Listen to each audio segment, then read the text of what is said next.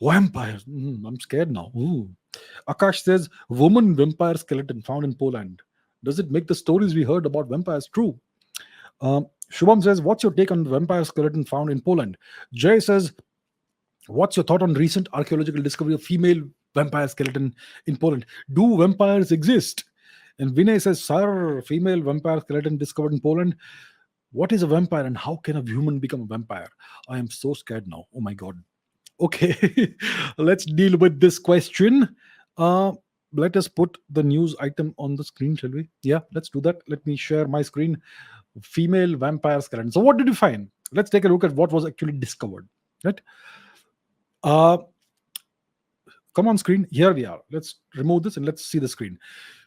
So it says a 17th century vampire grave discovered in Poland of a skeleton with a sickle across her neck.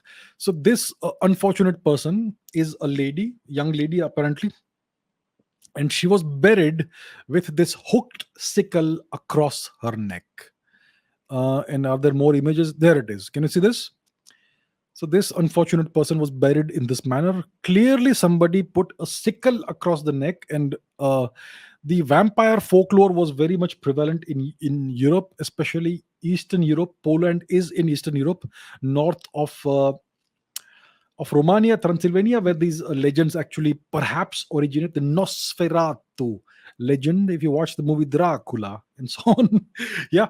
So this is what they discovered. So what does this signify? Does it mean that this unfortunate lady was an actual vampire?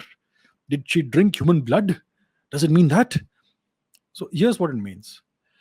See, in the old days, people did not understand the various diseases that happened.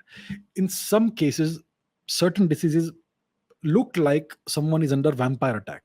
There was an illness called consumption, in which people would lose blood through cough. They would cough up blood, and slowly they would become paler and they would look like they've lost a lot of blood because their lungs would be coughing up blood. Consumption is today called tuberculosis. All right. So there was already this ancient myth of the Nosferatu in the Transylvania region of Romania. And Europeans were extremely superstitious, yes. They believed in these demonic entities called vampires. And then you had various inexplainable diseases that would come in from time to time, and they would blame it on these supernatural forces. And then you would have people who would have tuberculosis, consumption. Their clothes would be bloody. They would wake up in the morning from night and they would be pale and they would have blood on their mouth and neck and all that. It would look like they've been assaulted by a vampire in the night. And the belief was that if a person has been bitten by a vampire, then after they die, they don't really die. They become the undead, and they come back in the night out of the grave and they attack other living people.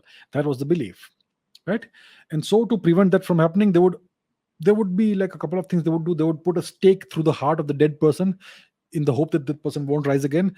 And in some cases, they would put a big stone or a brick in the mouth of the dead person so that they can't come back and bite somebody. Yeah. And in some cases, you would have this sort of thing. They would put a sickle across the neck of the deceased person in the hope that that would prevent the person from arising from the sleep. Yeah, from the grave. Various various myths and superstitions. So what is the origin of the vampire myth? So the vampire is a person who has died, but who is not completely dead. That person still is able to arise at night, and they come and prey on the living and drink their blood. This is in a way similar to the concept of the supernatural being called the preta in ancient Indian mythology. So the preta is a spirit that has a very strong longing for certain things. You know, a spirit that has been not been fulfilled in its life and had a bad death or whatever, and it has a certain longing. Maybe it has a curse on it, so it longs for blood or some other things like that. Unhealthy longings. And the same Preta mythology is found in Southeast Asia, in China. They call it the hungry ghost. And it's so the vampire myth seems to be similar to these myths. So certain myths, they persist across time and space and all that. So that's the thing. So that is what this vampire skeleton discovery means. What it means is that this unfortunate lady, this person was not truly a vampire, obviously, but people must have believed that she's a vampire because of something like that. Maybe she suffered from tuberculosis, maybe she had consumption, and maybe they thought that she may rise again from the dead, and that's why they put a sickle across her neck when they buried her. So let the archaeologists do more research. They can maybe sample the chest area, the rib cage area, and see if they can find any evidence of tuberculosis bacilli over there in the microscopic whatever they can dust up from there, and maybe we'll have a better idea of what was going on. Maybe she had tuberculosis consumption, and maybe that's why it looked like.